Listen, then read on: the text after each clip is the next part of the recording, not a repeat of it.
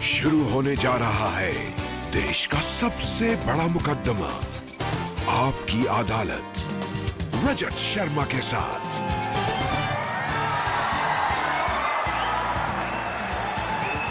नमस्कार, आपकी अदालत में आपका स्वागत है। आज हमारे मेहमान एक ऐसी शख्सियत है जिनकी चर्चा पूरी दुनिया में है, सिर्फ भारत में नहीं, लंदन में, न्यूयॉर्क में, हर जगह इनके बारे में लोग सवाल पूछते हैं, इनके बारे में जानना चाहते हैं। ऐसी शख्सियत जिसे उत्तर प्रदेश की जनता ने प्यार और दुलार दिया, मान सम्मान दिया। ऐसा व्यक्ति जिसको अभी मुख्यमंत्री बने हुए कुछ महीने हुए हैं, लेकिन लोग बहुत सारे सवाल उनसे पूछना चाहते हैं। प्लीज वेलकम उत्तर प्रदेश के मुख्यमंत्री योगी आदित्यनाथ।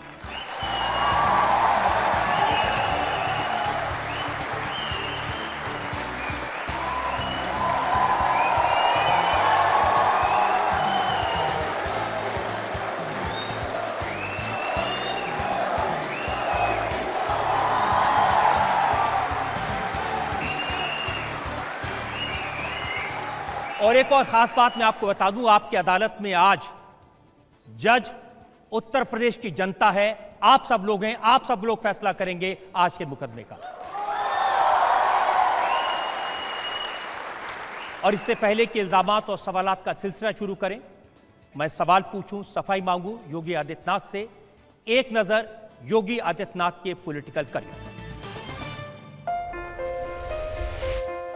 उत्तराखंड के गढ़वाल में एक राजपूत परिवार में जन्मे अजय सिंह को आज सारा देश योगी आदित्यनाथ के नाम से जानता है। बचपन से ही तेज दिमाग वाले अजय सिंह ने गढ़वाल विश्वविद्यालय से गणित में बीएससी की पढ़ाई की, फिर महंत अवैधनाथ के संपर्क में आए।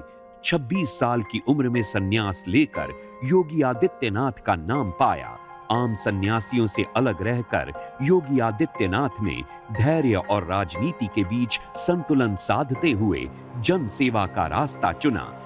योगी आदित्यनाथ ने गोरक्षपीठ की धार्मिक जिम्मेदारी के साथ साथ महंत जी की राजनीतिक विरासत भी संभाली। 1998 में लोकसभा चुनाव जीतकर योगी आदित्यनाथ सबसे कम उम्र के सांसद बने। लगातार 5 बार लोकसभा चुनाव जीतने वाले योगी आदित्यनाथ 2017 के विधानसभा चुनाव में बीजेपी के फायर ब्रांड स्टार प्रचारक रहे।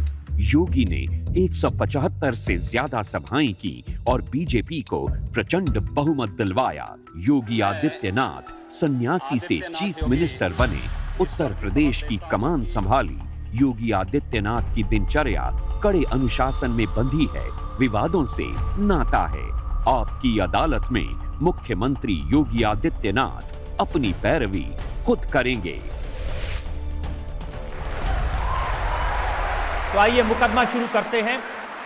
आपकी अदालत में पहला इल्जाम उत्तर प्रदेश के मुख्यमंत्री योगी आदित्यनाथ। आपकी अदालत में उत्तर प्रदेश के मुख्यमंत्री योगी आदित्यनाथ पर आरोप है कि इनका दिल बड़ा कठोर है। योगी जी, आपके साथ जो कॉलेज में पढ़ते थे साथी संगी, ये कहते हैं, बीरेन बहुखंडी ने बताया कि आप 22 साल की उम्र में अचानक गायब हो गए। ऐसे वक्त जब लोग आपको प्यार करते थे, आपकी प्रखर बुद्धि की सराहना करते थे, आप बहुत अच्छे स्टूडेंट थे, लेकिन संगी साथियों को छोड़ के, परिवार को छोड़ के अचानक चले गए। देखिए, सच है, लेकिन जीवन का कोई उद्देश्य तो होना चाहिए। वह क्षण अत्यंत कठिन होता है, लेकिन वो मैंने निर्णय लिया। मैंने अपने कॉलेज के दिनों में अखिल भारतीय विद्यार्थी परिषद और इस दुनिया के सबसे बड़े स्वयंसेवी संगठन राष्ट्रीय स्वयंसेवक संघ की कार्यपद्धति को, राष्ट्र के प्रति उनके समर्पण के भाव को देखा, तो मेरे मन में आया कि मुझे भी इस दिशा में कार्य करना चाहिए।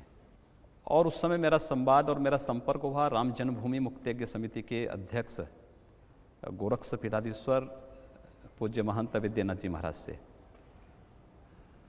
उन्होंने मुझे 2-3 बार गोरखपुर बुलाया, लेकिन मैं चूँकि विद्यार्थी परिषद और राष्ट्रीय स्वयंसेवक संघ के कार्यक्रमों के साथ इतना जुड़ा हुआ था कि समय नहीं मिल पा रहा था।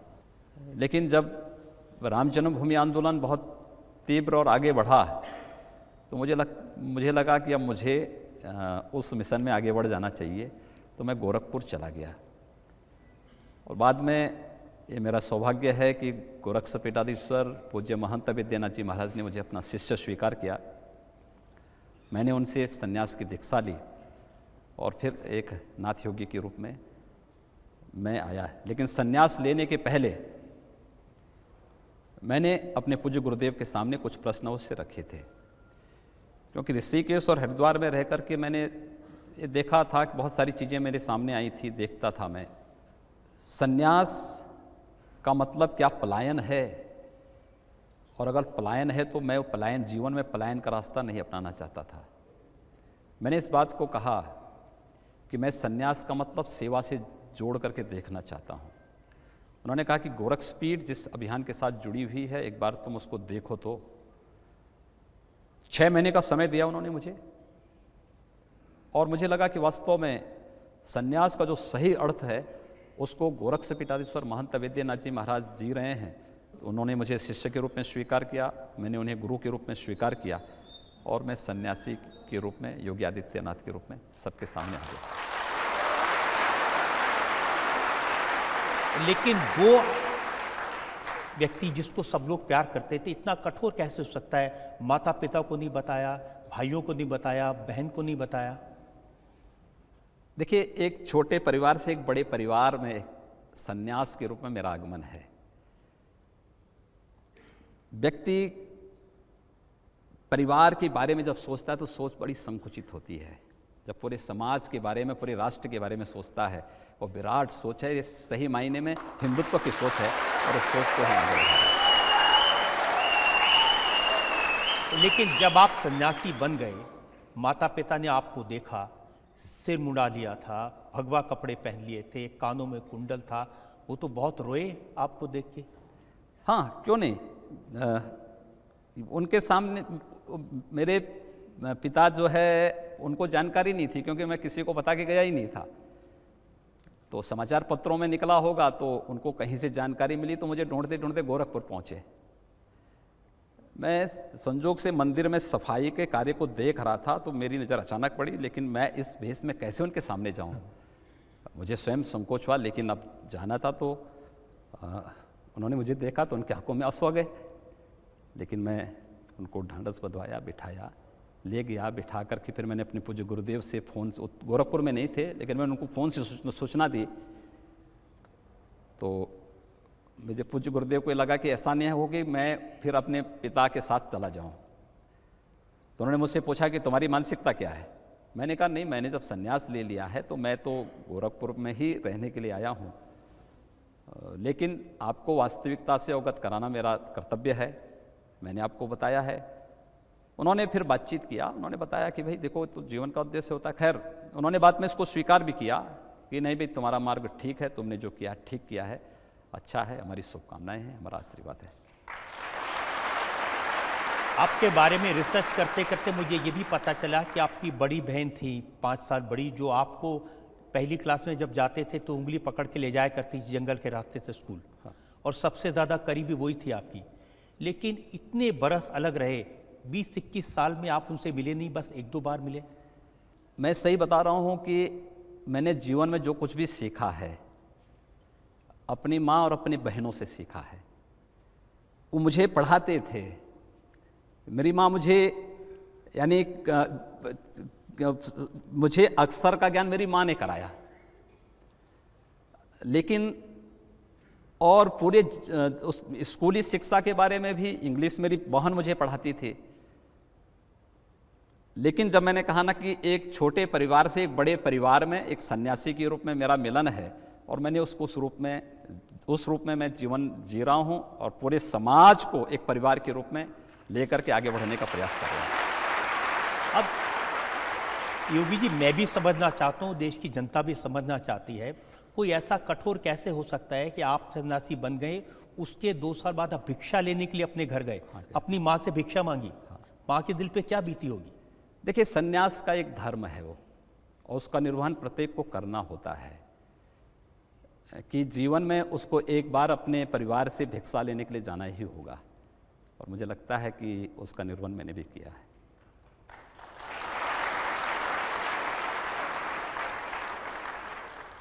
तो कभी मन में ये ख्याल नहीं आया कि मैं भी घर बसा लूं? देखिए,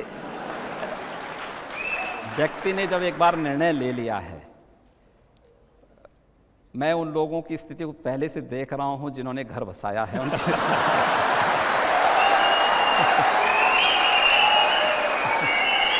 तो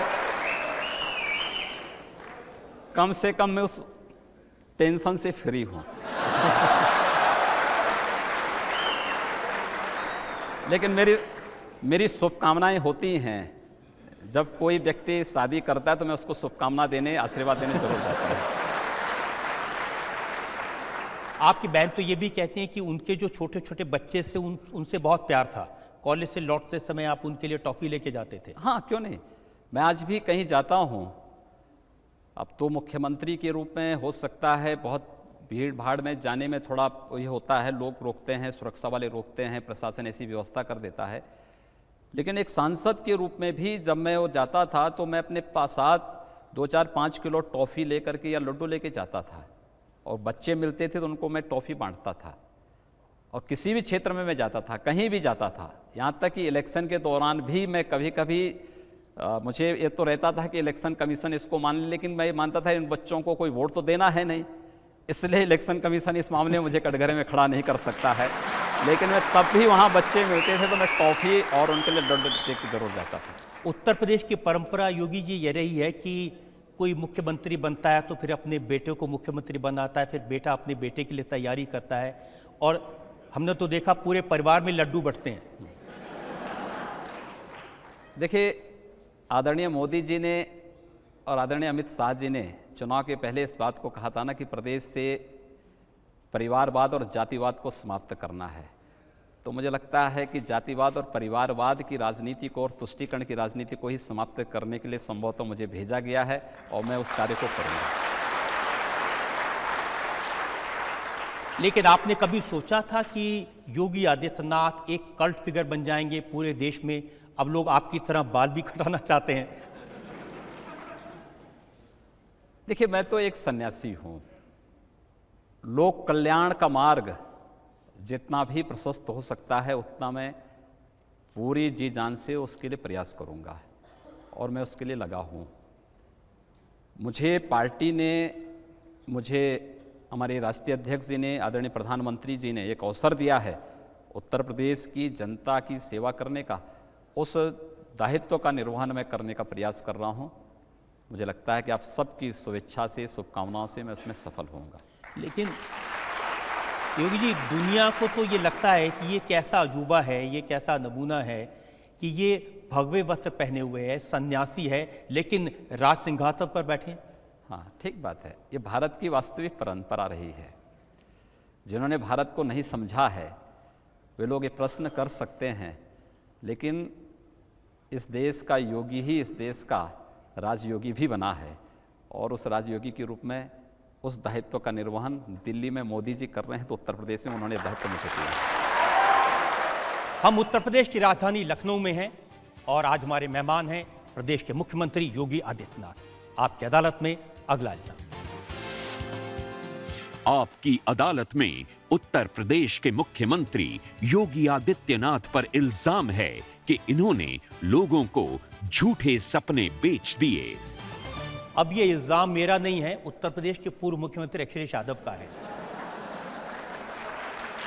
वो कह रहे हैं कि पूरे इलेक्शन कैंपेन के दौरान हम लोगों को समझाते रहे और योगी जी बहकाते रहे, और ये जीत गए, हम पीछे रह गए। देखिए, जो सपने दिखाता है वही उसको साकार भी करता है। हमने प्रदेश के अच्छे के लिए सपने दिखाए हैं, और हम उसको साकार भी करेंगे। प्रदेश के अंदर विरासत में हमें जैसी स्थिति मिली है प्रदेश की, वो सचमुच चौंकाने वाली है। कोई अनुमान करेगा उत्तर प्रदेश, देश का सबसे बड़ा राज्य, देश का सबसे बड़ा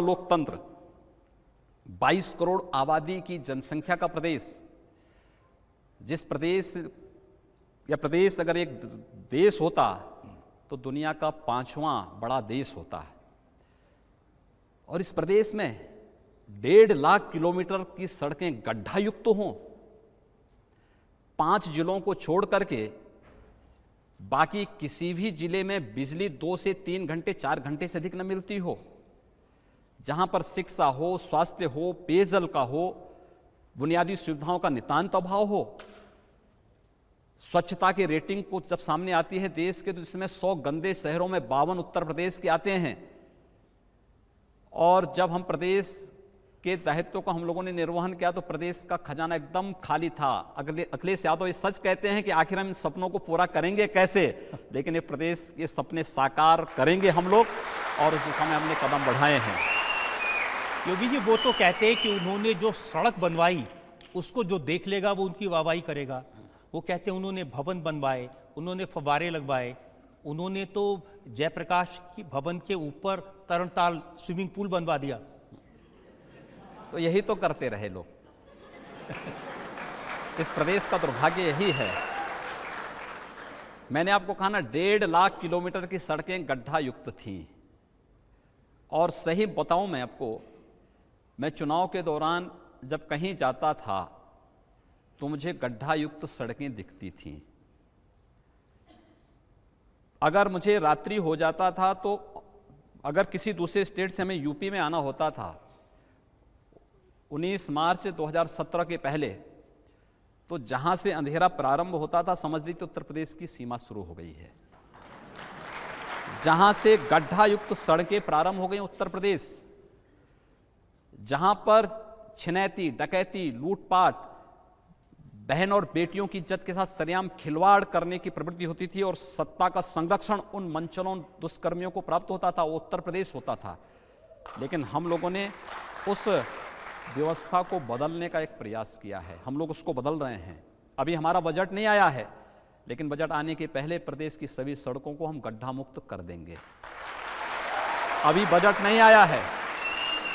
इनके लिए कौतूहल और आश्चर्य का विषय यह है कि बजट अभी आया नहीं।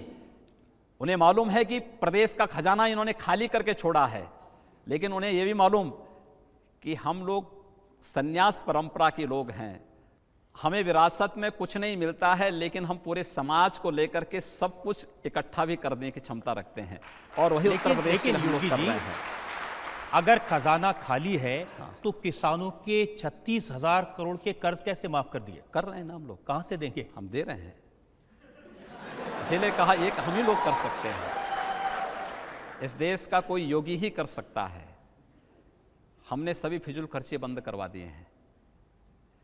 आप अनुमान करिए वित्तीय अनुशासनहीनता की क्या पराकाष्ठा थी। यहाँ पर पीपीआर बनता है गोमती रिवर फ्रंट का 160 करोड़ का, डीपीआर बनते बनते वो चला जाता 660 करोड़।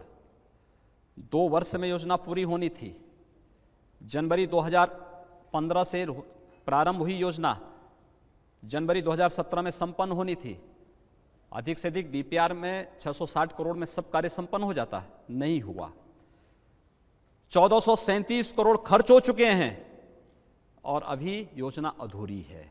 यह प्रदेश की वित्तीय अनुशासनहीनता की पराकाष्ठा है। लूट का एक ऐसा नग्न तांडव है। जेपीएन सेंटर को आप देखिए ना, क्या स्थिति है उसकी। जिस प्रदेश में जनता बुनियादी सुविधाओं के लिए तरस रही है, वहां पर आप कुछ चंद राजनेताओं के लिए मौज मस्ती का एक सेंटर बनाना चाहते हैं। ये मजाक है प्रदेश की और देश की व्यवस्था के साथ। ये नहीं स्वीकार होगा, इसको हम नहीं चलने देंगे। मेरे पास एक दिन एक कैंसर का पेशेंट आया। मैं जनता दर्शन का कार्यक्रम लगाता हूं, प्रतिदिन जनता से मिलता हूं। वो मेरे पास आया, उसने कहा साहब कैंसर का पेशेंट है, पेशेंट हूं, मेरे पास पैसा नहीं है, कैसे मैं उपचार करूं। मैंने कहा आपको हॉस्पिटल में भर्ती करवा देते हैं, वहाँ से आप एस्टिमेट बनवा लीजिए, जो खर्चा आएगा प्रदेश सरकार देगी उसको। ये ड्यूटी है हमारी, किसी गरीब को स्वास्थ्य की सुविधा दिलाना, हम लोग करेंगे इसको।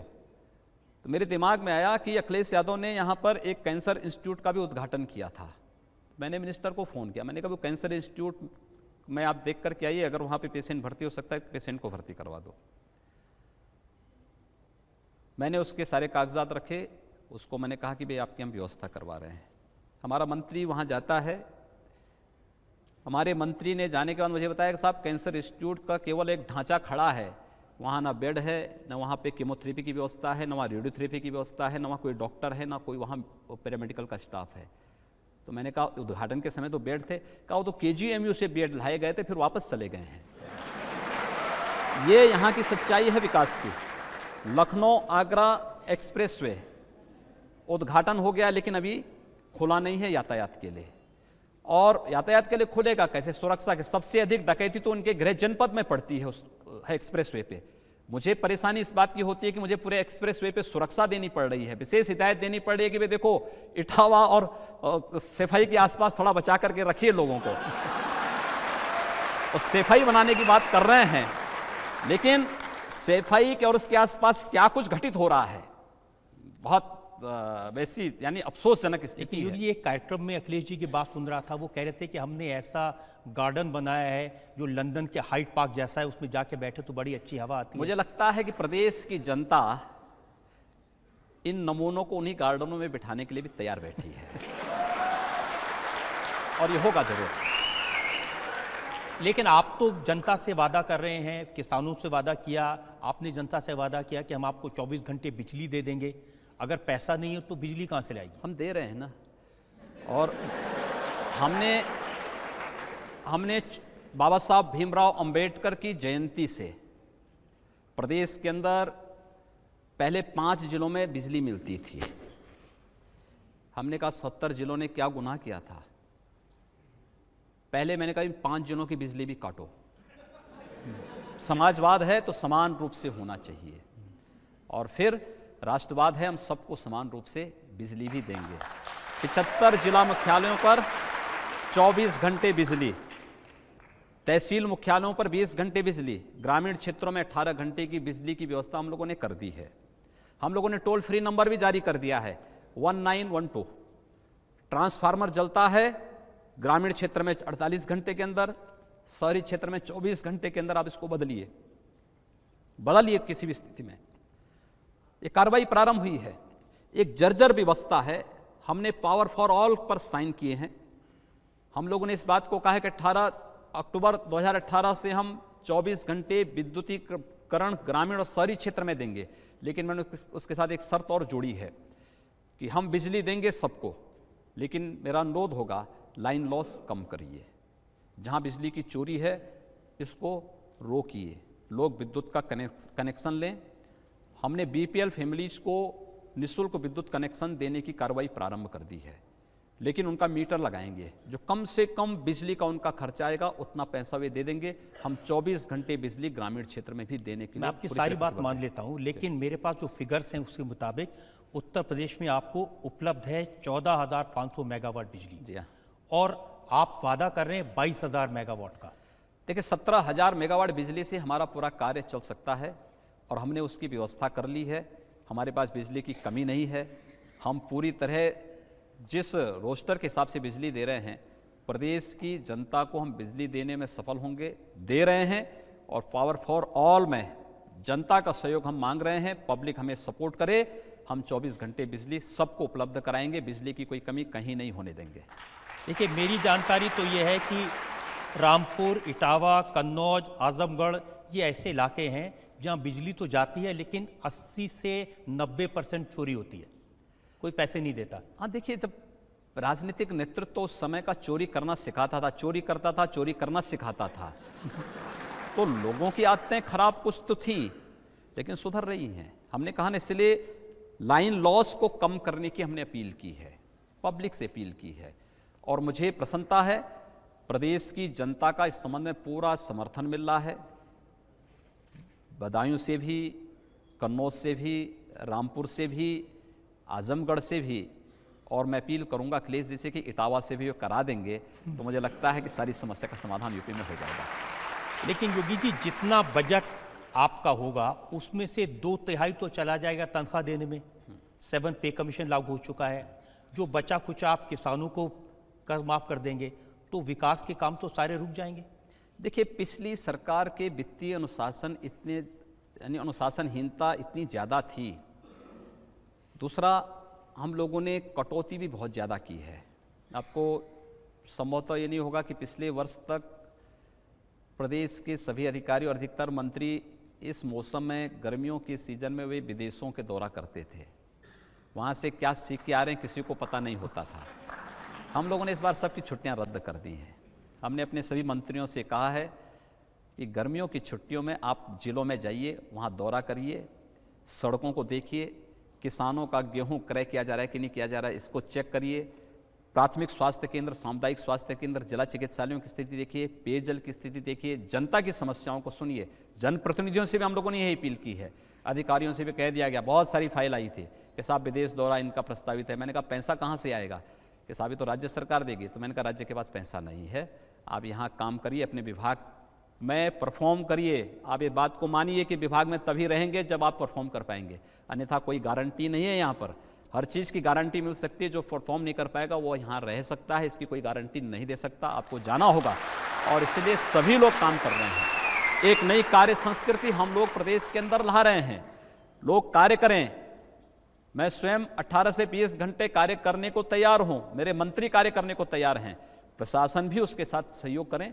और मुझे प्रसन्नता सब लोग कैसे मुकाबला करेंगे? आपने तो अपने घर के सारे एयर कंडीशनर निकलवा दिए। देखिए, मुझे लगता है कि एयर कंडीशन ही हर जगह के लिए नहीं, पूरे प्रदेश में क्या प्रदेश की जनता एयर कंडीशन में रह रही है क्या? वैसे भी मेरा ये मानना है कि जो एयर कंडीशन भी लगाए हैं वहाँ पे टेम्परेचर 26 से ऊपर ही होना चाहिए, नीचे नहीं होना चाहिए। क्योंकि भाई हम लोग कार्य कर रहे हैं, टेम्परेचर 25 और 26 के बीच में रखते हैं, तो हम अगर धूप में भी निकल जाएंगे तो हम पे असर नहीं पड़ने वाला है। लेकिन जो 20 और 18 के टेम्परेचर में रह रहा होगा, बाहर जाएगा तो लू की चपेट में सबसे पहले आएगा। इसलिए लू की चपेट में ना आए, इसलिए हम लोगों ने लोगों के सामने कुछ। अब योगी जी एसी आप लगाने नहीं देंगे, गर्मी में छुट्टी पर बाहर जाने नहीं देंगे, ये तो बड़ा अत्याचार है। अत्याचार नहीं है, एक कार्य संस्कृति। प्रदेश की 22 करोड़ जनता जिन स्थितियों में रह रही है, हमें उन स्थितियों में से उनको उभारने के प्रयास करने चाहिए। हम लोग प्रयास कर देंगे तो मुझे लगता है कि हम लोगों का सार्वजनिक जीवन में आना सार्थक हो जाएगा। आप जब बने थे मुख्यमंत्री तो आपने देखा दफ्तर कैसे चलते थे? हाँ, देखिए बड़ी खराब स्थिति थी। मैंने जब शुरू दिन इस बारे में इच्छा व्यक्त की कि भाई अब तो मुख्यमंत्री पद की शपथ ले लिया है, मुख्यमंत्री क्या होता है मुझे भी नहीं जानकारी है। तो मैंने कहा कार्यालय मुझे जाना है भाई। कहा साहब 11 बजे के बाद आइए आप। तो मैंने कहा कार्यालय 11 बजे खुलते हैं क्या? मैंने संसद तो देखी थी कि 11 बजे से संसद चलेगी शाम 6 बजे तक, लेकिन कार्यालय 11 बजे से शुरू होते हैं।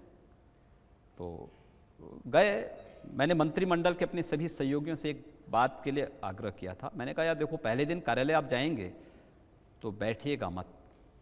आदरणीय प्रधानमंत्री जी का जो एक मिशन है, स्वच्छ मिशन, स्वच्छता मिशन, स्वच्छ भारत अभियान, उस स्वच्छ भारत मिशन के तहत पहले दिन हम लोगों को जिस कार्यालय में बैठना है, उस कार्यालय में स्वच्छता के कार्यक्रम को अंजाम देना है।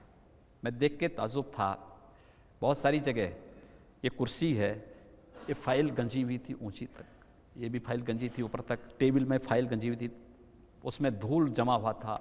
और बहुत सारे ऐसे श्रीमान जी लोग थे जो पान खा करके वहीं कोने में थूक देते थे। तो मैंने लोगों से पूछा, मैंने कहा भी तुम लोग तो प्रदेश सरकार को इतना ज़्यादा नुकसान पहुंचा रहे हो, ये सब फाइल में धूल पड़ा हुआ है, ये टीबी हो जाएगी तुम्हें तो, और टीबी का उपचार फिर पैसा सरकार को ही खर्च करना पड़ेगा। इसलिए अच्छा होगा ये सब ठीक करो, ये फाइल ऐसे पड़ी नहीं रहनी चाहिए। हमने एक सिटीजन चार्टर लागू करवाया। आज एक सप्ताह से अधिक किसी एक विभागाध्यक्ष के पास फाइल रहेगी तो उसको जवाब देना होगा। 3 दिन से अधिक किसी के यहाँ फाइल रुकी ही नहीं सकती, अगर रुकेगी तो उसकी जवाबदेही भी तय होगी। ये नहीं चल सकता है। प्रदेश की जनता के टैक्स से हमें वेतन मिलेगा, हमें सुविधाएं मिलेंगी, और हम उसके साथ इतना बड़ा अन्याय करें, वो महीनों महीनों भटकता रहे, ये नहीं हो सकता है। उस सिटीजन चार्टर को हम लोगों ने लागू किया। कार्यालय में लोग समय से बैठे, पता लगा लंच आवर के बाद तो कोई जाता ही नहीं था। मुख्यमंत्री और मंत्रीगण आते थे। मैं गोरखपुर का एक किस्सा बताता हूं इस सरकार का। एक बार मैं गोरखपुर रेलवे स्टेशन पे था, इस सरकार का एक माध्यमिक शिक्षा के मंत्री कृषि मंत्री गोरखपुर आए थे। उस समय के जो एपीसी थे, एग्रीकल्चर प्रोटेक्शन कमिश्नर, वो गोरखपुर आए थे। तो ट्रेन से उनको लखनऊ वापस आना था। मैं भी रेलवे स्टेशन पे बैठा हुआ था। जिस रूम में मैं बैठा था, संजोग से वहाँ के जिलाधिकारी, वहाँ के कमिश्नर एपीसी को भी वहीं लेकर के पहुँचे, लेकिन मुझे देखे थोड़ा हिचके, तो मैंने बुलाया उनको। मैंने कहा भी आइए, क्यों आप भाग रहे हैं। रिटर्निंग रूम में ये लोग आए, बैठे। इनके 2 मिनट के बाद इनका कृषि मंत्री आ गया। तो मैं समझा कि सब साथी हैं। तो कृषि मंत्री को मैंने अपने बगल में, एक कार्यकर्ता बैठता, मैंने को हटा कर कहा, मैंने कहा भी देखो ये कृषि मंत्री है, इनको बैठने दो।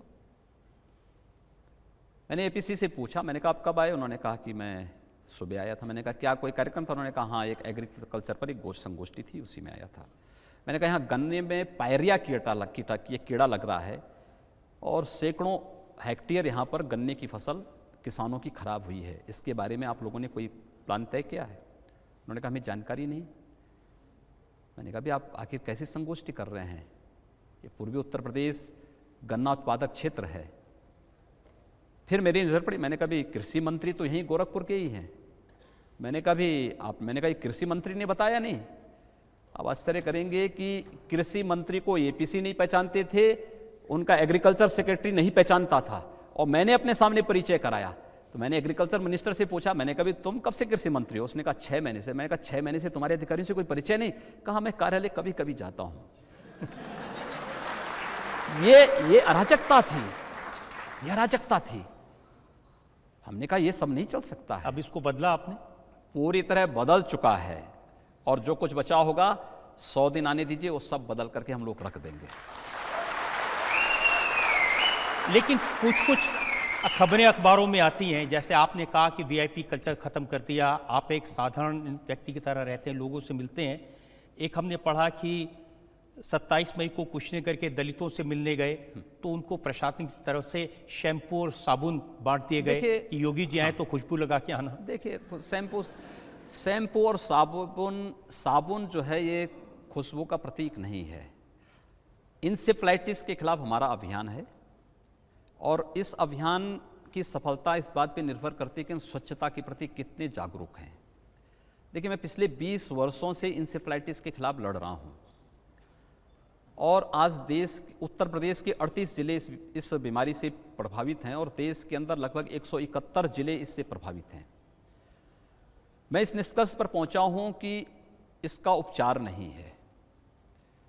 इसके केवल जागरूकता और बचाव, इसके 2 माध्यम हो सकते हैं, और जागरूकता में स्वच्छता का और शुद्ध पेयजल का। स्वच्छता हो, शुद्ध पेयजल उपलब्ध हो जाए, तो इंसेफ्लाइटिस फिर कभी वहाँ पर कोई प्रभाव नहीं डाल सकती।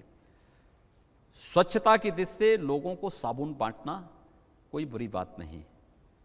अगर किसी दलित को, किसी कमजोर व्यक्ति को स्वच्छता के लिए साबुन बांटा है प्रशासन ने, उसमें कोई बुराई नहीं।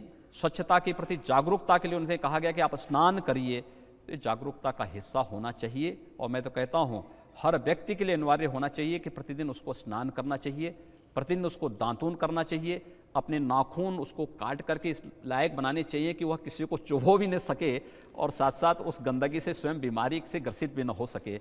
ये अनिवार्य होना चाहिए। और मैं तो चाहूँगा कि जैसे मैंने बाल रखे छोटे छोटे, वैसे सभी लोग रखेंगे तो और समस्या का समाधान हो जाएगा। एक और घटना अखबारों में आई कि एक शहीद के घर आप गए थे। हाँ। आप पहुंचे, उसके पहले उसके घर में एसी लगा दिया, सोफे लगा दिए, टेबल लगा दी, कालीन लगा दिया। आप गए तो फिर वो सब हटा। देखिए, प्रशासन की ये गलती थी, प्रशासन को ये नहीं करना चाहिए था।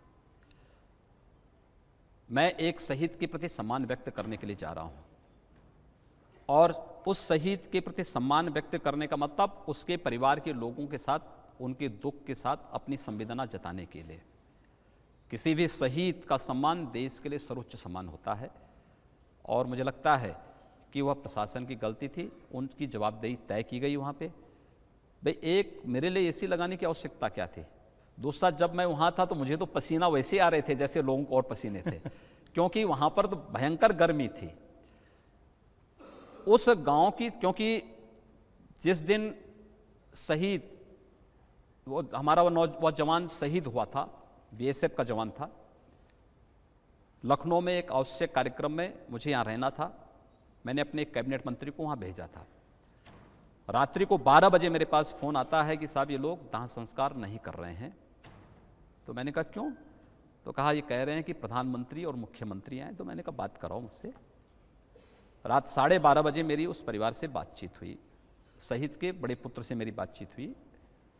मैंने कहा क्या ये संभव है कि प्रधानमंत्री या मुख्यमंत्री हर जगह जाएं? अगर ये संभव है तो मुझे तो आने में कोई दिक्कत नहीं, मैं तो आऊँगा ही, और मैं जहाँ जा रहा हूँ वहाँ मेरा प्रयास होगा कि हर शहीद के घर में मैं जाऊँगा। लेकिन हम किसी की शहादत को संकीर्ण राजनीतिक दायरों में कैद करके न रखें। हमारे लिए महान बलिदान है ये, पूरा समाज इससे प्रेरणा ले रहा है। उसने कहा महाराज जी बोल रहे हैं? मैंने कहा हाँ मैं बोल रहा हूँ। कहा बस आपसे मुझे बात करनी थी, आप गोरखपुर आएंगे तो क्या आएंगे? मैंने कहा मेरा गोरखपुर का कार्यक्रम लगेगा तो मैं जरूर वहाँ आऊँगा, और मैं इसलिए वहाँ गया था। मैंने वहाँ उस परिवार के प्रति सम्मान व्यक्त किया, उस परिवार के उस शहीद के स्मारक को बनाने के लिए मैंने वहाँ कहा है। उनके नाम पे इंटर कॉलेज हम बनाने जा रहे हैं। लेकिन मीडिया की नज़रें इंटर कॉलेज और स्मारक पे नहीं गया, उस परिवार को दी जाने वाली सहायता पे नहीं गया, लेकिन उस पंखे पर एसी पे चला गया। तो मुझे उसमें बड़ा आश्चर्य हुआ कि ये चीज़ें हुई। लेकिन वो प्रशासन की गलती थी, क्योंकि प्रशासन को मैंने पहले से सख्त इस बात के लिए किया है कि देखो भाई, मैं कहीं जाऊंगा मेरे लिए कोई विशेष व्यवस्था करने की आवश्यकता नहीं। मेरे कारण प्रयास हो कि पब्लिक को परेशानी न हो, लेकिन मैं कहीं जा रहा हूं, मेरी मजबूरी बन जा रही है। एक बिगड़ी हुई व्यवस्था में हॉस्पिटल को, मंडी को, किसी सड़क को, किसी तालाब को, किसी स्कूल को जाकर के निरीक्षण करना, देखना पड़ रहा है। एक सिस्टम को ठीक करने के लिए। मीडिया की नजर तो आप पर इसलिए भी रहती है कि आपसे अपेक्षा ऐसी है।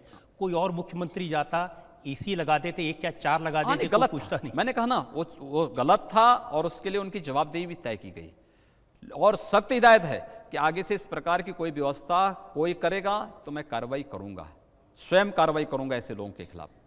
और कहीं ये ना हो कि सार्वजनिक स्थल पर ही ऐसे लोगों को अपमानित होना पड़े, वो चीजें आगे से कतई न हो, इस प्रकार की हिदायत स्पष्ट दी गई थी। लेकिन ये सही है कि जो पिछली सरकार ने योजना शुरू की थी, एक कार्यक्रम में अखिलेश यादव बोल रहे थे, वो कह रहे थे कि हमने 18 लाख लैपटॉप बांटे, और ऐसी योजनाओं को उन्होंने एम्बुलेंस की व्यवस्था की, उन सब चीज़ों को आपकी सरकार ने बंद कर दिया। देखिए, हमारी सरकार किसी भी अच्छी योजना जो उत्तर प्रदेश की जनता, उत्तर प्रदेश की बहन बेटियों, उत्तर प्रदेश के नौजवानों, उत्तर प्रदेश के किसानों के हित में होगी, उसको किसी को हम बंद नहीं करने जा रहे हैं। हमारे लिए, हम लोग राजनीतिक जीवन में, सार्वजनिक जीवन में इसलिए नहीं आए हैं कि किसी के प्रति राजनीतिक प्रतिशोध की भावना से कार्य करें। इतनी फुर्सती कहाँ है कि व्यक्ति प्रतिशोध किसी से निकाल सके। यहाँ पे तो श्वास लेने की फुर्सत नहीं, लेकिन जो प्रदेश के हित में होगा हम उसको लागू करेंगे। लेकिन जो केवल उनके स्वयं के हित के लिए थी, उनको तो हमें रोक लगानी ही चाहिए, और रोकेंगे भी हम। खास तौर से बहुत सारी ऐसी योजनाएं थी, आप अनुमान करेंगे 3500 करोड़ रुपए केवल समाजवादी पार्टी के कार्यकर्ताओं को पेंशन देने के नाम पर। 3500 करोड़ 3500 करोड़, ये नहीं चलेगा, ये सब बंद होगा। और कहीं ऐसा ना हो कि ज़्यादा मांग करेंगे तो जांच शुरू हो जाएगी, तो कहीं जांच शुरू होते होते उसकी वसूली न प्रारंभ हो जाए। इसलिए गनीमत रहे, वो वहीं तक सीमित रहे तो अच्छा होगा। इसी प्रकार से तमाम अन्य योजनाओं में, और ये कौन एम्बुलेंस की बात कर रहे हैं, एनएचएम के अंतर्गत भारत सरकार स्वयं देना चाहती है पैसा। 150 लाइफ सपोर्ट एम्बुलेंस, जिसमें मॉनिटर हैं, वेंटिलेटर्स हैं, ऐसी 150 एम्बुलेंस भारत सरकार 2014 में मोदी जी के प्रधानमंत्री बनने के बाद उन्होंने हर जिले के लिए 2-2 कार्डियक एम्बुलेंस उपलब्ध करवाने के लिए वो किया। प्रदेश सरकार ने नहीं लिया। ऐसा ना हो कि ये एम्बुलेंस जनता के हित में आए और फिर मोदी जी को श्रेय न मिल जाए, भारतीय जनता पार्टी को श्रेय न मिल जाए। इसलिए हम लोग आए, 1 महीने के अंदर हमने सभी एम्बुलेंस मंगाई, हर जिले में 2-2 लाइफ सपोर्ट एम्बुलेंसेस हम लोग दे दी। और उसकी महत्ता को देखते हुए हम लोगों ने फिर अनुरोध किया कि हमें 100 और एम्बुलेंस उपलब्ध करवा दें। आज हम लोग 100 नई और एम्बुलेंस मंगा रहे हैं। बड़े जिलों में हम एक एक दो दो और उपलब्ध करवाएंगे, लेकिन प्रदेश की जनता का हित जिससे भी होगा उस प्रकार की योजनाओं को प्रदेश में हम बड़ी मजबूती के साथ बिना लॉन्ग लपेट के हम लोग लागू करेंगे। हम लखनऊ में हैं और हमारे साथ हैं उत्तर प्रदेश के मुख्यमंत्री योगी आदित्यनाथ। आपकी अदालत में अगला इल्जाम। आपकी अदालत में उत्तर प्रदेश के मुख्यमंत्री योगी आदित्यनाथ पर इल्जाम है कि इनके शासन में कानून व्यवस्था का बुरा हाल है। अब ये तो मायावती जी भी कह रही हैं, अखिलेश जी भी कह रहे हैं और राहुल जी भी कह रहे हैं, और आपने तो जनता से कहा था कि मेरी सरकार बनेगी तो गुंडों को चेतावनी है, या तो काम छोड़ दे गुंडागर्दी का या बाहर चले जाएं। लेकिन हालत तो खराब है। हमने कहा है और हम करेंगे भी। आप देखेंगे बहुत शीघ्र आपको प्रदेश के अंदर लगेगा, यद्यपि इस बात का एहसास सबको है, कुछ क्षेत्रों में घटनाएं घटित हुई हैं और दुखद हैं, लेकिन हम चिन्हित कर चुके हैं कौन लोग इन घटनाओं को कर रहे हैं। क्योंकि जो लोग बेरोजगार हो गए हैं, जिन लोगों के अनैतिक और अवैध कृत्यों पर सरकार ने लगाम लगाया है, यहाँ पर इलीगल स्लॉटरिंग होती थी। हम लोग जब पहले दिन चार्ज लेने के बाद हमारा मंत्रिपरिषद बैठा था, हम लोगों ने प्रशासन से जानना चाहा कि भाई ये एनजीटी और सुप्रीम कोर्ट ने कुछ आदेश जारी किए हैं, क्या है सब, क्यों इसमें कार्रवाई नहीं हो रही। कहा साहब ये कभी नहीं हो सकता है। हमने कहा जो कभी नहीं हुआ वही तो करने के लिए हम लोग आए हैं, और इसीलिए इलीगल स्लॉटरिंग 24 घंटे के अंदर बंद होनी ही चाहिए, ये हम चाहते हैं। तो जो इलीगल स्लॉटरिंग कर रहे थे तो बेरोजगार होंगे ना, लेकिन बेरोजगार के लिए उनको मजदूरी करनी पड़ेगी, मनरेगा उनके लिए है। वे लोग अगर अपराध करेंगे ठोक दिए जाएंगे और वही कार्य हम कर रहे। देखिए 2 महीने के सरकारी आंकड़े हैं मेरे पास में। 2 महीने में उत्तर प्रदेश में 56 डकैती, 833 लूट, 795 हत्या और 771 बलात्कार के केस पुलिस ने रजिस्टर किए हैं। लेकिन उससे पहले के भी आप आंकड़े देते तो और अच्छा होता, उसकी तुलना में ये कम हैं। एक दूसरा ये कम इसलिए कम हैं भी इसलिए क्योंकि एक तो कुछ तो सुधार हुआ है, क्योंकि हमने मंचलों और सौदों पर एंटी रोमो स्क्वाड भी यहाँ गठित करके कार्रवाई प्रारंभ की है। दूसरा, अभी एक हम लोगों ने सामान्य चेतावनी दी है। ये अपराध जो आंकड़े आपके सामने इसलिए हैं क्योंकि हमने प्रशासन को इस बात की सख्त हिदायत दी है कि कोई भी पीड़ित आता उसकी एफआईआर लॉन्च करिए। 100% एफआईआर लॉन्च किए जाने के बावजूद आंकड़े पिछली बार की तुलना में कम हैं, जब अपराध की एफआईआर लॉन्च दर्ज नहीं होती थी।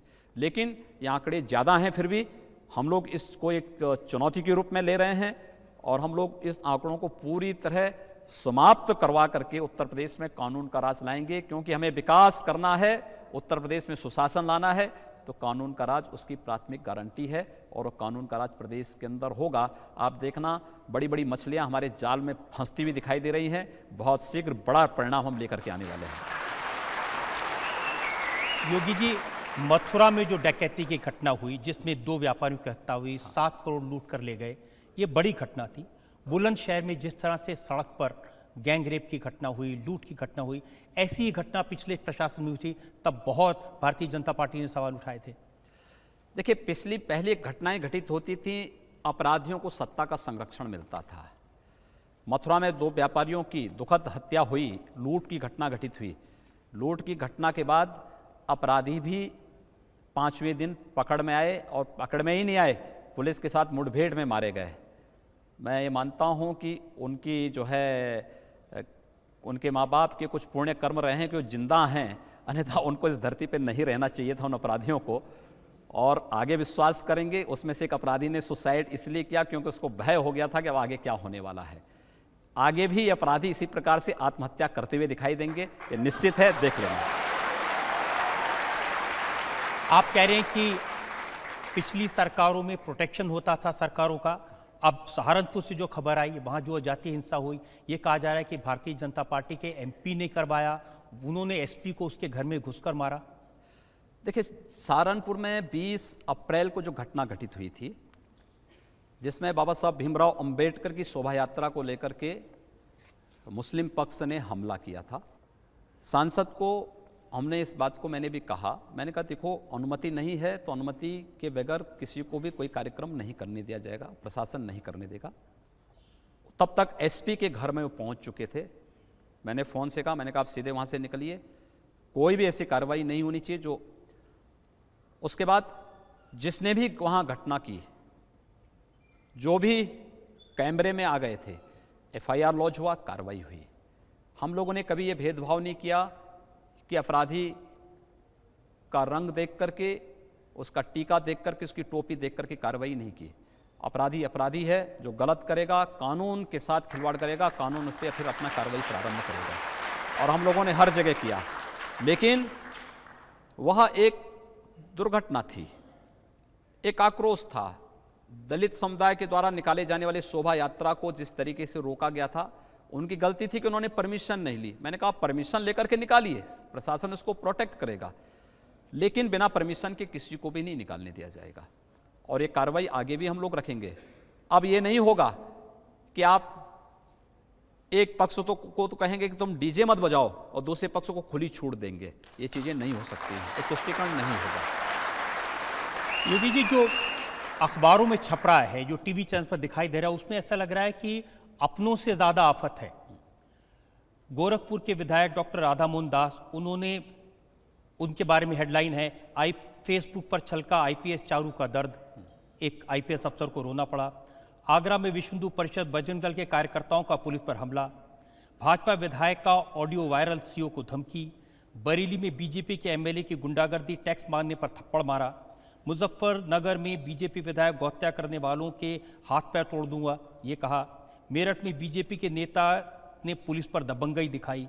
रायबरेली में भाजपा विधायक की दरोगा को धमकी, का चालान काटा तो तुम्हारा चालान कर देंगे। मवाना में भाजपा विधायक ने एसडीओ को हड़काया। बस्ती में योगी जी के नाम पर धमकी दी। बरेली में भाजपा विधायक ने बैंक मैनेजर को, अब मैं पढ़ता जाऊंगा, बहुत लंबी फहरिस्त है। देखिए, भारतीय जनता पार्टी ने कभी भी अपराध को संरक्षण नहीं दिया है और न देगी। राष्ट्रीय अध्यक्ष जी के बयान आपने बराबर सुने होंगे, देखे होंगे। आपके तमाम कार्यक्रमों में राष्ट्रीय अध्यक्ष जी आए हैं, उन्होंने स्पष्ट इस बारे में कह दिया है और हम लोगों ने भी सभी को स्पष्ट कर दिया है। अपराधी कोई भी होगा, हम सख्त कार्रवाई करेंगे। लेकिन सत्ता है, थोड़ा बहुत भी आप श्वास नहीं लेने देंगे भारतीय जनता पार्टी के सांसद और विधायकों को, तो उसको भी मैं किस रूप में देखूंगा। लेकिन फिर भी हम कह रहे हैं कि कानून को हाथ में नहीं लेने देंगे और कानून के अनुसार ही प्रदेश चलेगा, किसी व्यक्ति के कहने पर नहीं और न किसी ऐसे व्यक्ति के दबाव में कोई प्रशासन कार्य करे। मुझे लगता है प्रशासन को इस बात की सख्त हिदायत है कि फ्री हैंड काम करें, निष्पक्ष काम करें, बिना किसी भय के आप कार्य करें, हमें रिजल्ट चाहिए। अब इतना कहने के बाद भी अगर वो रिजल्ट नहीं दे सकता अपनी गलतियों के लिए, आप अनुमान कर सकते हैं जो व्यक्ति किसी विधायक का फोन टेप कर रहा है उसकी मानसिकता अनुमान कर सकते हैं वो मानसिकता क्या है। लेकिन योगी जी, बहुत सारे, दूसरा, हमें विरासत में एक और चीज मिली। आप ताज्जुब करेंगे, प्रदेश में शराब के जितने ठेके हैं ना, जितने विवाद हुए हैं, ये सब भी कारस्तानी अखिलेश सरकार की है। उन्होंने 2018 मार्च 2018 तक के शराब के सभी ठेकों की नीलामी कर दी पहले ही, और सुप्रीम कोर्ट ने जब उस पर रोक लगाई कि हाईवे की सभी शराब की दुकानों को बंद करो, तो उन्होंने बड़ी चालाकी के साथ उन सबको इस बात का एग्रीमेंट कर दिया कि तुम हाईवे से 500 मीटर बस्ती में खोल दो। अब बस्तियों के अंदर जितनी शराब की दुकानें खोली गईं, पूर्व सरकार ने खोली, हम लोगों ने बाद में उस पर रोक लगाने के लिए कहा। जब जगह जगह तोड़फोड़ की बातें आई, मैंने प्रशासन को बुलाया, मैंने कहा ये तोड़फोड़ क्यों हो रही है, कैसे तोड़फोड़ हो रही है। कहा साहब शराब की दुकानें। मैं कहा शराब की दुकानें तो पहले से चली आ रही होंगी। कहा नहीं साहब इस प्रकार का। हमने कहा भी क्या अखिलेश यादव को इस बात का उनके पास अधिकार था कि वह जब सत्ता में नहीं थे या सत्ता में उनको नहीं रहना है तो वह पहले ही एडवांस में 2 साल का शराब का ठेका दे दे, लेकिन तब भी उन्होंने दिया है। और किस तरीके से प्रदेश के खजाने को इन्होंने लूट का एक जरिया बना दिया, अगर इसके बारे में बताऊंगा तो मुझे लगता है बड़ा समय आपका भी यहाँ पे खराब होगा और अनावश्यक माहौल भी खराब होगा। लेकिन यह तय है कि जिस शराब सिंडिकेट को सपा बसपा ने पाला था वो पूरी तरह ध्वस्त होगा। प्रदेश में प्रदेश सरकार नई आबकारी नीति लेके आने वाली है। हम लोग ये तय कर चुके हैं, शराब की दुकान किसी भी बस्ती के बीच में नहीं होगा, किसी भी धर्मस्थल, किसी भी शैक्षणिक संस्था, किसी चिकित्सालय और सार्वजनिक स्थान के 500 मीटर के अंदर हम लोग शराब की दुकानें नहीं खोलने देंगे और इसको हम बड़ी कड़ाई के साथ लागू करने वाले हैं। गोरखपुर की घटना भी अवैध शराब की दुकान को लेकर के ही था, इलीगल तरीके से खोली गई थी, उसको रोकने के लिए कहा गया। सभी को पहले से इस बारे में कह दिया गया और प्रशासन को इस बात का संज्ञान लेना लेकिन योगी चाहिए। उन लोग का क्या करेंगे जो योगी आदित्यनाथ का नाम लेके जो आपकी तरह बाल मुंडवा के भगवा पहन के गुंडागर्दी करते हैं? आपके नाम पर देखिए, मेरे नाम पर कोई गुंडागर्दी नहीं कर सकता है। हर एक को मालूम है कि मैं जब सांसद था तब भी मैं फ़ोन नहीं करता था किसी अधिकारी को फालतू की, और सबको मालूम है। और अगर कर रहा है तो प्रशासन को उसको बुला करके सीधे अंदर बंद करवा देना चाहिए। लेकिन ऐसी इसमें- बहुत सारी खबरें हाँ, मैंने छपी कहा हैं। ना, मैं बहुत क्या सारी- कर रहा हूं, सबको इसकी बात की हमने पहले इस बात को दे दिया है। मेरे नाम से कोई फोन अगर करता है तो उसके खिलाफ कार्रवाई आप करिए, बेझिझक करिए। नहीं, लेकिन ये भगवा एक दूसरा ये, कल की मैं आपको बात बताऊं, एक बड़ी शानदार घटना कल घटित हुई। वो थी, कल मेरे पास समाजवादी पार्टी के एक पूर्व विधायक आ गए। उन्होंने मुझसे कहा, उन्होंने कहा साहब जो है आज हमारी एक बैठक थी, उस बैठक से मैं आया हूं, आपको एक बात बता रहा हूं। प्रदेश के अंदर जो अपराध हो रहे हैं, जो ये नकाब लगा करके गोलियां चलाई जा रही हैं, जो जगह जगह छुरेबाजी होने की घटना हो रही है, दुष्कर्म की घटना घटित हो रही है, इसमें कुछ हम लोगों से जुड़े हुए लोग हैं और गमछा डाल करके कर रहे हैं। इस गमछे को आप किसी प्रकार से रोक लगाते। मैंने कहा घबराइए मत, हम उन्हीं को गिरफ्त में लेने की तैयारी कर रहे हैं और वे सारे चेहरे एक्सपोज होने वाले हैं बहुत जल्दी। ये वास्तविकता है, इस सच्चाई को आप देख लीजिए। और मैं कह सकता हूं कि जो लोग हर तरीके से फेल हो चुके हैं, फ्लॉप हो चुके हैं, जिनके लिए अब कोई स्पेस नहीं बचा है, अब वे प्रदेश की कानून व्यवस्था को चुनौती देने का कार्य कर रहे हैं। लेकिन हम लोग भी इस चुनौती को स्वीकार कर रहे हैं और मैंने भी इस बात को कह दिया है कि हमने बातचीत से सबको समझा दिया है। अब जो बात से नहीं मानेगा वो दूसरे तरीके से जरूर मान जाएगा और दूसरा तरीका हम लोग अपना रहे हैं। आप तो पहले भी कहते रहे कि लातों के भूत बातों से नहीं मानते। हाँ, कह दिया ना, उस पर उसको अपनाने का समय आ गया है। लेकिन एक जो रोमियो हैं उनको आपने भूत बनाने का काम किया है, उसको लेकर के बहुत सारी शिकायतें हैं। बहुत सारे लोग ये कहते हैं कि लड़के लड़कियां अगर सड़क पर घूम रहे होते हैं, कोई चाचा भतीजी भी होते हैं या दोस्त होते हैं, ठीक बात। उनको भी परेशान करते हैं। झांसी की घटना है 22 मार्च की, लड़के लड़कियों से उठक बैठक लगवाई पुलिस ने। कानपुर में 28 मार्च को दवा लेने निकले चाचा और भतीजी, उनको पकड़ लिया। लूकरगंज में 18 अप्रैल को पुलिस ने युवक को गर्लफ्रेंड के साथ पकड़ा, 3 घंटे बिठाया, पैसे लिए फिर छोड़ दिया। ताजमहल के पास एएसआई ने शिकायत की, टूरिस्ट को रोमियो स्क्वाड ने पकड़ लिया। गाजियाबाद में स्वामी जयंती पार्क, वो कहते हैं अब खाली पड़ा है, यहाँ कोई आता नहीं है क्योंकि डर है कहीं ये रोमियो स्क्वाड ना आ जाए। देखिए, एंटी रोमियो स्क्वाड गठित होने के तत्काल बाद प्रदेश सरकार ने एक एडवाइजरी भी जारी की है, कुछ नियम भी जारी कर दिए थे और इस बात को स्पष्ट, मैंने भी इस बात को कहा कि अगर एक लड़का एक लड़की, हो सकता है दोनों भाई बहन भी हो सकते हैं, दोस्त भी हो सकते हैं, कुछ भी आपसी रिश्तेदार हो सकते हैं, उनको कोई छेड़ेगा नहीं। और जहाँ पे छेड़ा गया, इस प्रकार की शिकायतें आई, वहाँ पर उन लोगों के खिलाफ कार्रवाई हुई जिन अधिकारियों ने इस घटना को वहाँ पर अंजाम दिया है। चुनाव के दौरान हम लोगों के पास सर्वाधिक शिकायतें इस बात की आती थीं। हम लोग जाते थे चुनाव प्रचार के दौरान, किसी घर में चले गए, परिवार की गृहिणी सबसे ज़्यादा हम लोगों को इस बात की शिकायत करती थी कि हम लोग अपनी बेटियों को स्कूल नहीं भेज पा रहे हैं, खराब स्थिति है। पश्चिमी उत्तर प्रदेश में तो बहुत सारी जगह ऐसी थी जहाँ पर परिवार के लोग बालिकाओं को विद्यालय या तो भेजना बंद कर दिए थे या किसी हॉस्टल में दूर प्रदेश के बाहर उन्होंने कर दिया था, या फिर उनको जो है किसी रिश्तेदार के यहाँ भेज करके पढ़ाते थे। अब बताइए, किसी बालिका को अपने माँ बाप के साथ रहने का अवसर न मिले, उसको हॉस्टल में भेजना पड़े, उसको जो है रिश्तेदार के यहाँ भेजना पड़े, सुरक्षा की गारंटी सरकार न दे सके, ये हमारे लिए लज्जाजनक स्थिति है और ये स्वीकार नहीं हो सकता है। इसलिए हम लोगों ने कहा कि नहीं, एक कार्रवाई होगी। और एंटी रोमो स्क्वाड केवल तात्कालिक परिस्थिति के लिए नहीं था, एक निरंतर चलने वाली प्रक्रिया होगी। प्रदेश में हम इसको और तीव्र गति से लागू करेंगे, बहन और बेटियों की सुरक्षा सुनिश्चित करेंगे। बस इतना आश्वासन दे दीजिए कि उत्तर प्रदेश में प्यार मोहब्बत करने वालों को कोई नहीं पकड़ेगा। मैंने कहा ना, उसके लिए तो पहले एडवाइजरी जारी हो चुकी है। प्यार और मोहब्बत के लिए कहीं कोई दिक्कत नहीं, लेकिन प्यार और मोहब्बत के नाम पर कोई झूठ और फेराब नहीं होना चाहिए। किसी छल और कपट को भी हम किसी भी प्रकार की इजाजत नहीं देंगे। और मुझे लगता है मुझे उससे आगे मत बुलवाने दीजिए। क्योंकि रिसर्च करते करते मुझे पता चला, आप जिस कॉलेज में पढ़ते थे तो 50 स्टूडेंट थे, सिर्फ 3 लड़कियां थी, तो वहां तो स्कोप था नहीं कोई।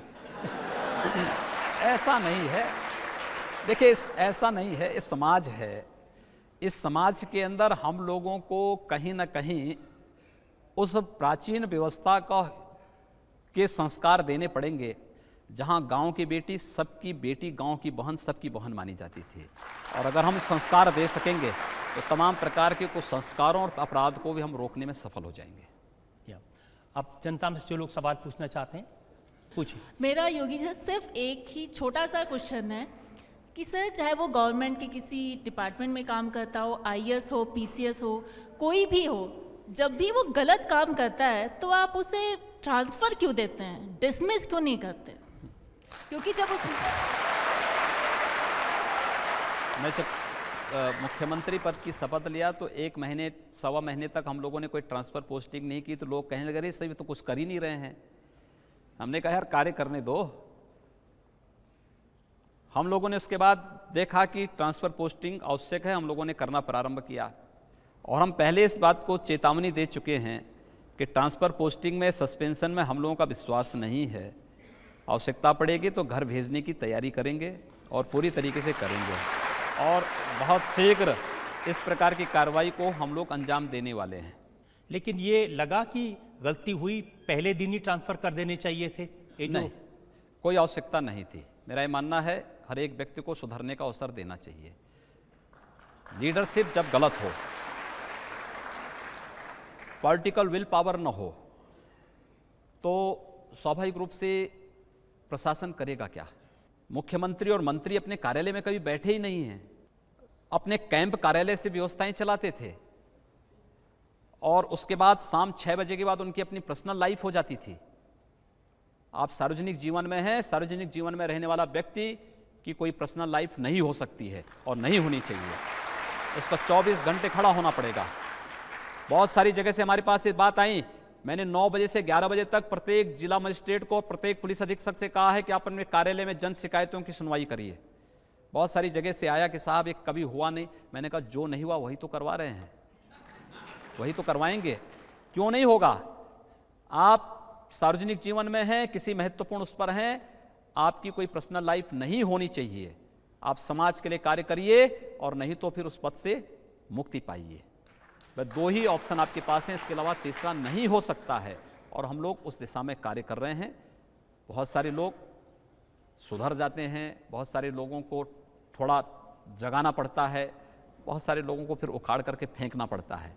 तीनों स्थितियों के लिए हम लोग तैयार हैं और हम लोग तीनों स्तर पर कार्रवाई भी करेंगे। आपकी अदालत में उत्तर प्रदेश के मुख्यमंत्री योगी आदित्यनाथ पर आरोप है कि इनके शासन में मुसलमानों में खौफ है। अब ये कहा जा रहा है योगी जी, जिस दिन से आप मुख्यमंत्री बने हैं, जो मुसलमान भाई बहन हैं उनके मन में खौफ है, डर है, आशंका है कि यूपी में रहने देंगे कि नहीं रहने देंगे। पिछले 70-72 दिनों में तो किसी मुसलमान के ऊपर कोई कहर नहीं ढाया गया कहीं भी। एक दूसरा, हम लोग केंद्र में आदरणीय मोदी जी को आदर्श मान करके कार्य कर रहे हैं। उन्होंने 2013 में एक मंत्र दिया था, सबका साथ सबके विकास का। ये सरकार उसी तर्ज पर कार्य कर रही है। हम योजनाएं सबके लिए लाएंगे, विकास सबका करेंगे, लेकिन तुष्टीकरण किसी का नहीं करेंगे। सबको सुरक्षा देंगे, सबके विकास को हम आगे बढ़ाएंगे, लेकिन अगर कोई अपराध करेगा तो फिर उस समय कानून अपना कार्य करना प्रारंभ कर देगा। मुझे लगता है ये भय अनावश्यक है। मेरे जनता दर्शन कार्यक्रम में आप ताज्जुब करेंगे, प्रतिदिन 25, 30, 40, 50 मुस्लिम महिलाएं आती हैं और उनकी पीड़ा को अगर आप सुनेंगे, कोई अपने पिता के साथ, कोई अपनी माँ के साथ, कोई अपने बेटे के साथ, कोई अपनी बहन के साथ, कोई अपने किसी रिश्तेदार के साथ आती है, एक ही बात उनकी होती है, हमें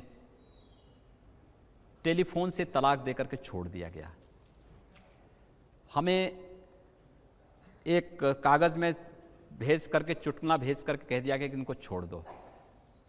भाई उन लोगों को न्याय तो मिलना ही चाहिए, और अगर उनकी पैरवी करने की बात प्रदेश सरकार कर रही है, मुझे लगता है ये आधी आबादी के सम्मान से जुड़ा हुआ मुद्दा है। उस आधी आबादी को न्याय मिलना ही चाहिए, ये हम लोगों का आग्रह है। और मुझे प्रसन्नता है कि बहुत सारे मुस्लिम संगठनों ने इस अभियान को अपना समर्थन दिया है। मैंने लखनऊ में देखा है, बहुत सारे सिया धर्मगुरुओं ने गौ हत्या को पूरी तरह प्रतिबंधित करने की बात की, गौ मांस को सेवन न करने की उन्होंने खुलेआम वकालत की, इस प्रकार की उन्होंने आदेश जारी किए हैं। मुझे लगता है कि जो लोग संविधान के साथ, कानून के अनुसार, शासन की व्यवस्था के अनुसार चल रहे हैं, उनको कहीं भयभीत होने की आवश्यकता नहीं। सरकार उनकी सुरक्षा करेगी, उनका सम्मान भी उनको वापस कराएगी। लेकिन हाँ, कोई अपने को कानून से ऊपर समझता है, संविधान से ऊपर समझता है, उसके अंदर भय होना जरूरी है। अब योगी जी, आप 3 तलाक की बात करेंगे, जी, आप गौरक्षा की बात करेंगे, और फिर भी सोचेंगे कि मुसलमान बुरा ना माने। भाई मैं कहता हूँ तो मुस्लिम धर्मगुरुओं ने इस बात के लिए कर दिया है। उन्होंने 3 तलाक का विरोध कर दिया है, उन्होंने गौ हत्या का विरोध भी करना शुरू कर दिया है, और सभी लोगों को इसको स्वीकार करना चाहिए। मुझे लगता है सब स्वीकार करेंगे, एक सौहार्द की स्थापना होगी। हमें प्रयास करना चाहिए कि सौहार्द कहीं बिगड़ने न पाए। इसके लिए दोनों पक्षों को कहीं ना कहीं अपने कुछ निहित स्वार्थों की तिलांजलि देनी होगी, और अगर इस दिशा में एक बेहतर प्रयास हो सकेगा तो मुझे लगता है कि आज़ादी के बाद का एक सबसे बड़ा रिफॉर्म होगा, जिसमें हम लोग समाज में सौहार्द स्थापना करने की एक पहल कर सकेंगे। मुझे प्रसन्नता है कि बहुत सारे मुस्लिम धर्मगुरुओं ने इस पहल में आगे आकर के सहयोग किया है। देखिए, मैं आपको साफ साफ पूछ लेता हूँ, उत्तर प्रदेश में जिस तरह से बूचड़खाने बंद किए गए, मुस्लिम समुदाय में बहुत सारे ऐसे लोग हैं, कारोबारी हैं, जिनको लगता है कि मुस्लिम समुदाय की आर्थिक कमर तोड़ने के लिए ये काम किया जा रहा है। देखिए, उत्तर प्रदेश सरकार ने कोई आदेश जारी नहीं किया है। एनजीटी और सुप्रीम कोर्ट ने इस संबंध में पहले से ही कुछ आदेश जारी किए थे, कुछ डायरेक्शन जारी किए थे। हम लोगों ने तो प्रशासन से कहा कि भाई देखो, ये जो आदेश हैं आप इसको लागू करवाइए। कुछ लोग आनाकानी करने का प्रयास कर रहे थे, हमने कहा भी कुछ नहीं, अगर न्यायालय ने कह दिया है तो इसमें फिर इफ बट का प्रश्न ही नहीं उठता। आप इसको लागू करिए। 24 घंटे के अंदर सब कुछ लागू हुआ। मेरे पास तमाम लोग आए थे, इस पेशे से जुड़े हुए लोग आए थे, उसमें दोनों प्रकार के लोग थे। लोगों ने कहा साहब, मैंने कहा यार बताओ कि आखिर हमारा आदेश कहाँ पे है। ये तो एनजीटी और सुप्रीम कोर्ट ने कहा है, सुप्रीम कोर्ट के आदेश का हम पालन कर रहे हैं। अगर हम पालन न करें तो हमारे सारे अधिकारी जेल चले जाएंगे। तो क्या हम अधिकारियों को जेल भिजवाएं अपना? हम अधिकारियों को जेल नहीं जाने देंगे, लेकिन कानून के अनुसार प्रदेश को चलाएंगे भी। अब पिछली सरकार भी तो चुपचाप बैठी थी इस कानून के ऊपर। पिछली सरकार में इस सरकार में यही अंतर है कि पिछली सरकार में प्रशासन, अधिकारी, chief secretary, principal secretary, director, special secretary को घंटों कोर्ट में खड़ा होना पड़ता था, अपमानित होना पड़ता था।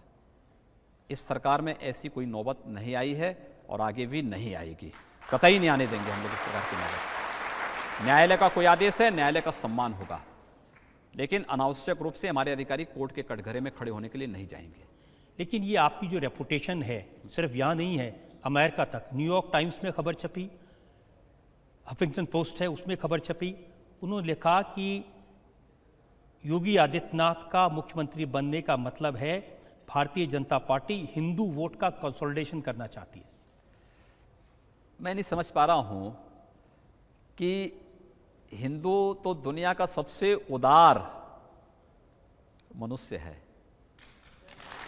दुनिया के अंदर कोई ऐसा व्यक्ति को आप बताइए कि जिसने इतनी उदारता के साथ दुनिया के किसी मत, किसी मजहब या किसी सेक्ट को अपने यहां सम्मान दिया हो, फलने फूलने का अवसर दिया हो।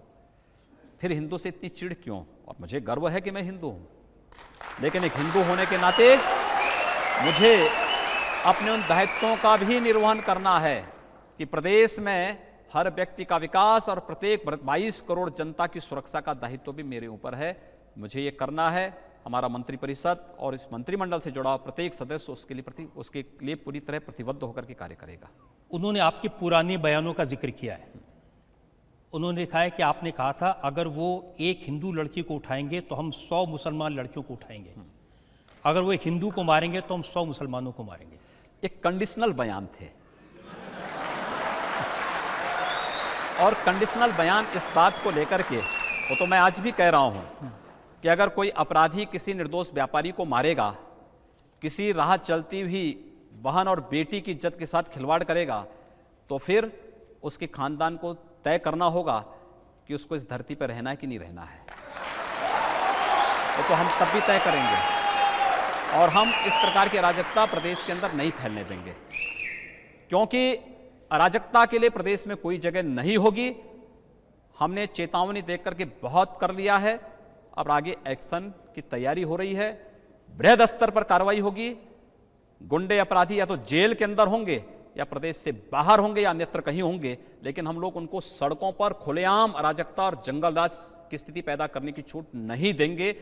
ये बयान पिछले बयानों के ही साथ जुड़े हुए बयान है। योगी जी, आपके बहुत सारे लेख हैं जो उद्धृत किए गए हैं।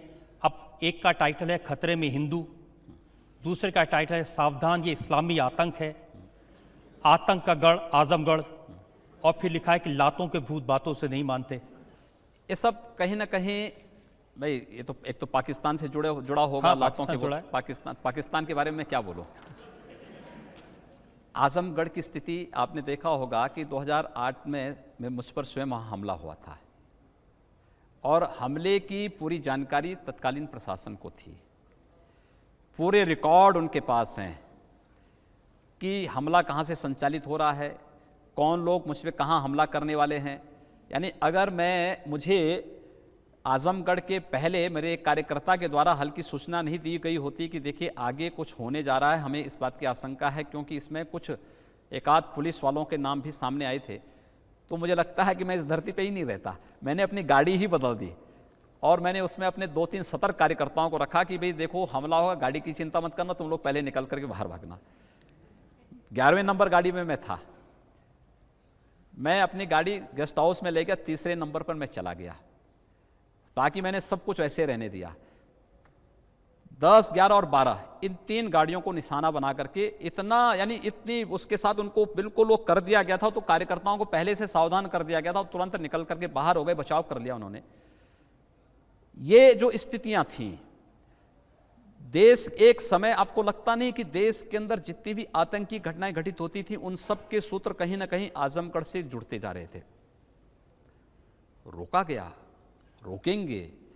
हम प्रदेश के अंदर कहीं भी ऐसी स्थिति नहीं आने देंगे और अगर कोई इस प्रकार की घटनाओं को, जो समाज विरोधी हो, जो राष्ट्र विरोधी हो, इस घटनाओं को अंजाम देने का प्रयास करेगा, प्रश्रय देगा, तो सख्ती के साथ ऐसे तत्वों को कुचलने का कार्य भी हम लोग करेंगे। इसमें किसी प्रकार का हम लोगों को कोई संकोच नहीं होगा। देखिए, मैं आपको याद दिलाता हूँ आपने क्या लिखा था। आपने लिखा, आज आजमगढ़ इस्लामी आतंकवाद का गढ़ बन गया है। देश दुनिया में आतंकवाद की कोई घटना, इसके सूत्र प्रत्यक्ष अप्रत्यक्ष रूप से आजमगढ़ से जुड़े होते हैं। न हो यह असंभव है। ये आतंक इस्लाम के नाम पर है, इसलिए ये इस्लामी आतंकवाद है। ये तो दुनिया कह रही है, ये मैं थोड़े कह रहा हूँ। दुनिया इस बात को स्वीकार कर रही है और मुझे प्रसन्नता है कि आजमगढ़ ने काफ़ी सुधार किया है। अन्यथा हर मामले में बटला हाउस कांड आजमगढ़ से जुड़ता था। देश के अंदर कहीं कोई घटना विस्फोट होता था उसमें सूत्र वहाँ से जुड़ते थे, और उसी में तमाम इस देश के सेकुलरिस्ट वहाँ जाकर के ऐसे तत्वों को प्रश्रय भी देते थे। तो ये जो स्थितियाँ थीं, देखिए आखिर रावण को मारने के लिए भगवान राम को धनुष बाण उठाना ही पड़ा, और कंस को मारने के लिए कृष्ण को सुदर्शन उठाना ही पड़ा। अगर शांति से ही सारी चीज़ें हो जाती, ये मैं भी जानता हूँ कि मैं चेतावनी दे रहा हूँ, तब भी बहुत सारे अपराधी ऐसे होंगे जो सुधरेंगे नहीं। उनको ठीक करने के लिए हमें सख्त कदम उठाने तो पड़ेंगे ही, और मैं इस बात को जानता हूँ, और अंततः उसी निष्कर्ष पर हम लोग पहुँचेंगे और ये होगा। लेकिन आपकी इमेज ऐसी बनी है क्योंकि आप ऐसी बातें कहते रहे। अब देखिए, आपने लिखा देश का एक वर्ग ऐसा भी है जो आतंकवाद के साथ इस्लाम शब्द जोड़े जाने का विरोध करता है, पर क्या उन्हें यह नहीं मालूम कि केवल भारत ही नहीं पूरी दुनिया में इस्लाम और अल्लाह के नाम पर मौतों की संख्या क्यों बढ़ती जा रही है, क्यों रोज रोज निरपराध हिंदुओं की हत्या होती है। आप चले जाइए ना अफगानिस्तान से लेकर के सूडान तक, और पूरे उस क्षेत्र को आप देख लीजिए, ISIS के नाम पे क्या हो रहा है। क्यों नहीं उसको कंडेम किया जाता है, क्यों इस प्रकार की स्थितियों को इस देश के अंदर और पूरी दुनिया के मौलवी इसके खिलाफ एक फतवा जारी करके लोगों को इसके प्रति जागरूक करते हैं। मुझे लगता है जिस दिन जागरूक कर देंगे, एक बड़ी आबादी तबाह होने से बच जाएगी। जो लोग ये मानते हैं कि हम दुनिया को नष्ट करके स्वयं जीवित रह पाएंगे, उनकी गलतफहमी है। दुनिया को ख़त्म नहीं कर पाएंगे, स्वयं ख़त्म हो जाएंगे। देखिए, ये आपका लेख है, जब भारत का राष्ट्रत्व जगेगा, भारत माता सिंघनी की तरह दहाड़ उठेंगी, तब जागृत हिंदू महाकाली की तरह आतंकवादियों के नरमुंडों की माला पहनकर अपनी रक्तिम लपलपाती जिह्वा से आतंक के पर्याय नर पिशाचों का रक्तपान करेगा। तब अफगानिस्तान और पाकिस्तान पे फिर से भगवा लहराएगा। देखिए, अफगानिस्तान और पाकिस्तान तो ये बृहत्तर भारत के ही हिस्से थे। आप रामायण और महाभारत काल में चले जाइए, आखिर माता कैकेयी कहाँ की थी? आप चले जाइए, गांधारी कहाँ की थी? आखिर वो क्षेत्र तो ठीक है, परिस्थितियाँ बदली, इतिहास ने एक ऐसा तांडव किया कि वे क्षेत्र भारत से अलग होते गए, अलग हुए। लेकिन क्या ये सच नहीं कि बृहत्तर भारत का हिस्सा अफगानिस्तान भी था, पाकिस्तान भी था, वर्तमान का बांग्लादेश भी है, और अन्य तमाम जो आसपास के भूभाग हैं सब बृहत्तर भारत के हिस्से हुआ करते थे। किसी कालखंड में पिछड़े थे, हटे थे, हमसे बिछड़ गए थे। हो सकता है इतिहास फिर करवट ले। अगर दोनों जर्मनी एक हो सकती हैं तो ये मान कर के चलिए कि वह दिन जरूर आएगा जिस दिन ISIS के तांडव को अगर उस समुदाय के लोग स्वयं रोकेंगे नहीं, तो मुझे लगता है कि आगे की कार्रवाई के लिए फिर जो मैंने कहा है वही होने वाला है। अब फाइनल राउंड है हमारे पास में, और अब 2-4 सवाल हम ले सकते हैं। ये मेरा सवाल नहीं, ये मेरी बेटी का एक वाकया है, मैं बताना चाह रहा हूँ योगी जी को। मेरी बेटी सऊदीया गई थी मेरे साथ ज़ियारत पे, तो वहाँ पे कुछ पाकिस्तानी थे, कुछ यूपी के बहुत से लोग थे। तो वो बोलने लगे अब तो यूपी सरकार में योगी आ गए हैं, तुम लोग का क्या हाल चल रहा है? तो मेरी बेटी ने जवाब दिया कि जो स्कूल के बाहर गुंडे होते थे वो नहीं खड़े होते हैं, और जो मेडिकल कॉलेज में या जो प्रशासन में लोग देखने नहीं जाते थे, आज वो ऐसा मुख्यमंत्री आया है हमारा CM कि वो देखने जाता है उनको, उनका स्वास्थ्य का हाल देखता है और उनकी तारीफें करता है। और ये बेटी मेरी सिर्फ 6 साल की है। तो उस पाकिस्तानी ने मुझसे कहा, मेरी बेटी से कहा कि जिस दिन तुमको योगी जी या तुम्हारे फादर को या किसी मुस्लिम को गले लगा कर कह देंगे, उस दिन मैं मान लूँगा तुम्हारे योगी जी बहुत महान हैं। तो योगी जी को मैं गले लगाना चाहता हूँ। देखिए, मैं आपको प्रदेश सरकार आपको उस पाकिस्तानी को जवाब देना है जरूर। मैं ये कह रहा हूँ ना, मैं आपको धन्यवाद दूंगा कि आपने प्रदेश सरकार के इन कार्यों को देखा है, महसूस किया है, और आपकी पुत्री को भी मैंने इसी बात को कहा था। हम एक ऐसी कार्य संस्कृति को जन्म देना चाहते हैं जहां गांव की बेटी सबकी बेटी, गांव की बहन सबकी बहन, और वह कार्य संस्कृति सबके लिए है, किसी जाति के लिए नहीं, किसी मत और मजहब के लिए नहीं। और इसीलिए हमने कहा ना कि ये व्यवस्था हम प्रदेश के अंदर लागू करेंगे। हम किसी को अपंग नहीं बनाना चाहते, उसको स्वावलंबी बनाना चाहते हैं, आत्मनिर्भर बनाना चाहते हैं। लेकिन ये भी आप उत्तर प्रदेश के लोगों से कह सकते हैं कि किसी मुस्लिम भाई को, किसी मुस्लिम बहन को डरने की, खौफ में रहने की जरूरत मैंने नहीं। कहा ना, सबका साथ सबके विकास में सब आ जाता है, इसमें किसी को दूसरी चीज कहने की आवश्यकता ही नहीं। जब मैं कह रहा हूं कि ये सरकार पार्टी की नहीं, प्रदेश के 22 करोड़ लोगों की है, तो 22 करोड़ लोगों का विकास और 22 करोड़ लोगों की सुरक्षा की गारंटी हमारी है। हाँ, बशर्ते उस 22 करोड़ में कोई व्यक्ति अपने को कानून से ऊपर और संविधान से ऊपर न समझ रहा हो। बहुत बहुत धन्यवाद आपका योगी जी, बहुत बहुत धन्यवाद आपका। आपकी अदालत का ये मुकदमा यहीं खत्म करते हैं। अगले हफ्ते आपसे मुलाकात होगी एक नई शख्सियत के साथ। तब तक के लिए नमस्कार और बहुत बहुत धन्यवाद उत्तर प्रदेश की जनता का।